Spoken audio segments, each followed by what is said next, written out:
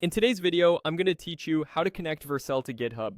By the end, your Vercel account will be linked to GitHub so you can import repositories and trigger deployments automatically from your commits. First, open your browser and go to vercel.com.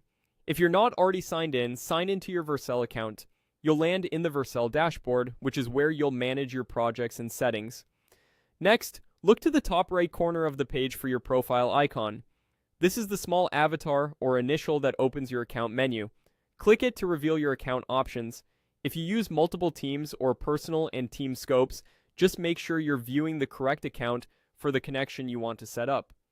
From that menu, click Account Settings. This takes you into the settings area where you can configure profile details, security, and connected services. We'll make the connection from here so it's applied at the account level. Inside Account Settings, find and click Authentication. This section is specifically for managing how your Vercel account authenticates with external providers. You'll see options for different services, including GitHub. Under GitHub, click Connect. This opens a secure authorization flow with GitHub. A new window or tab may appear asking you to sign into GitHub if you aren't already. Then you'll see a prompt asking you to authorize Vercel to access your GitHub account. Review the permissions carefully. If you're given a choice between granting access to all repositories or only selected ones, choose the smallest scope that fits your workflow. For example, if you're connecting just a few projects, pick only those repositories. If you're working in an organization, you may also need an admin to approve the integration, and some organizations require you to enable single sign-on before authorizing.